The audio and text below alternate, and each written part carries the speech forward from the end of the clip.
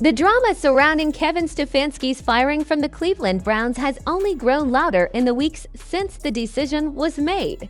And the deeper you look into what has unfolded, the more complicated the story becomes. What initially appeared to be a routine NFL coaching dismissal has slowly transformed into a full-blown narrative battle over responsibility, reputation, and the future of a franchise built around one of the league's most intriguing young quarterbacks. At the center of it all is Stefanski himself, a coach who is now carefully navigating the public conversation after a season that ended with his reputation damaged, his job gone, and his relationship with rookie star Shedeur Sanders placed under a microscope by fans, analysts, and players across the football world. For weeks following the firing, Stefanski began appearing on podcasts, sports panels, and media interviews with the calm demeanor of someone determined to control the narrative. He spoke with measured language, presenting himself as reflective, professional, and understanding of how the NFL works. Coaches get hired and fired, he explained. It is a results-driven business, and no one stays forever. On the surface, that approach sounded reasonable, even admirable. Many coaches leave their former teams with bitterness or thinly disguised resentment, but Stefanski's tone suggested the opposite. He thanked the organization for informing him early about the decision and framed his time in Cleveland as a learning experience rather than a failure. But beneath that composed exterior, a very different conversation has been taking place among fans and analysts who watched every moment of the Browns' 2025 season unfold.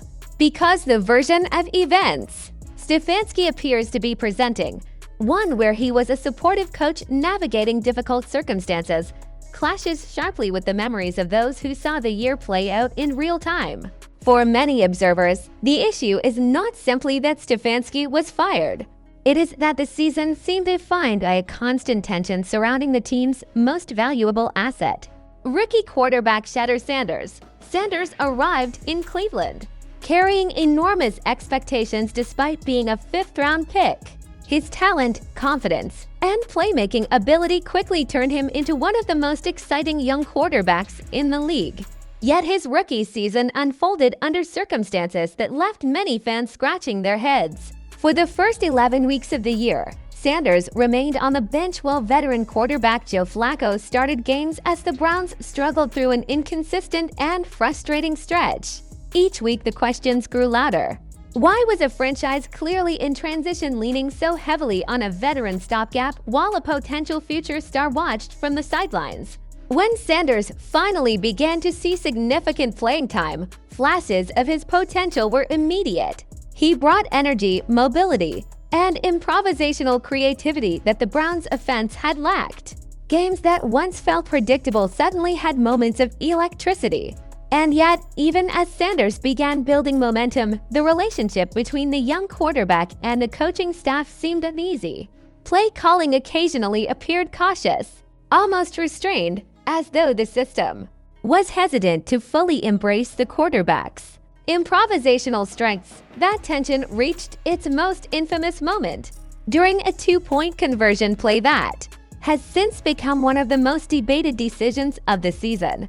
Sanders had built momentum in the game, showing the rhythm and confidence that quarterbacks need when operating at their best. Instead of leaning into that flow and allowing the young quarterback to control the moment, the play call disrupted it. The design appeared to limit Sanders' authority in a critical situation, and the result was chaos. The play collapsed almost instantly, momentum vanished, and the opportunity disappeared. Another detail that has fueled the controversy is the timing of Stefanski's dismissal. According to his own account, the Browns informed him of the decision on the Thursday before the final game of the season. Publicly, he described the early notice as a professional courtesy that allowed him to prepare his family for the transition. But the timing itself raised eyebrows across the league. Being fired before the final game suggested the organization had already reached a definitive conclusion about its direction. For many observers, the message seemed clear. The Browns had decided that their future revolved around Sanders, and they no longer believed Stefanski was the coach to guide that future.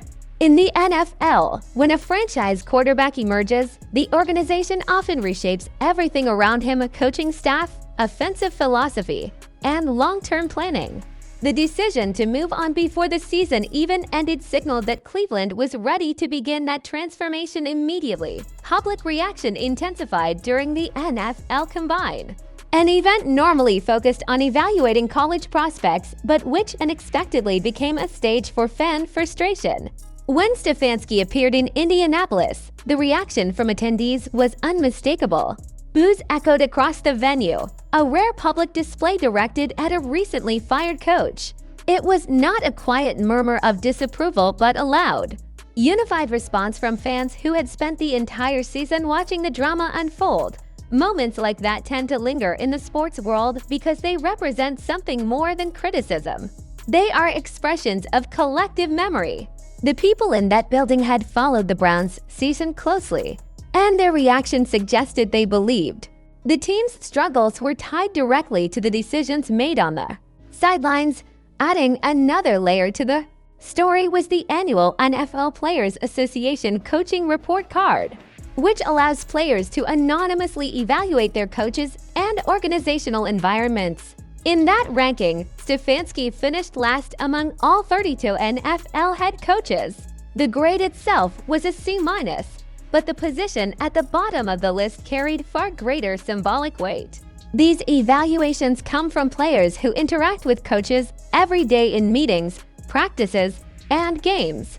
When a locker room collectively places its coach at the bottom of the league, it suggests deeper dissatisfaction within the team environment. Yet even with all of that controversy swirling around him, Stefanski's career in the NFL did not come to an end.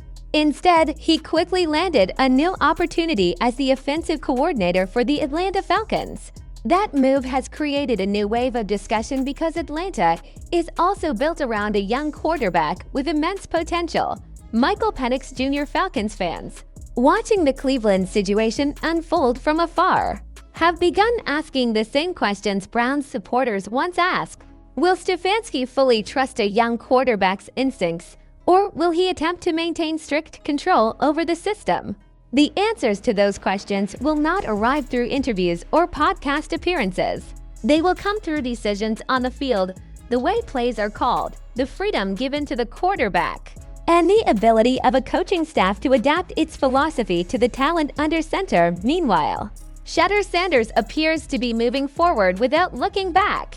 His rookie season concluded with a Pro Bowl selection, a remarkable accomplishment for a fifth-round pick who spent much of the year battling for playing time.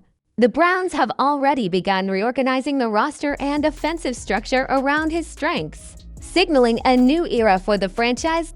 In the end, the controversy surrounding Kevin Stefanski may never have a universally accepted version of events. Some will argue he was placed in a difficult situation and unfairly blamed for a chaotic season.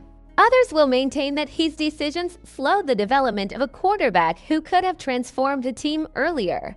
What remains undeniable is that the story has become a case study in how quickly narratives can shift in the modern NFL, where every decision is analyzed, archived, and debated long after the final whistle. And now the spotlight turns to the future.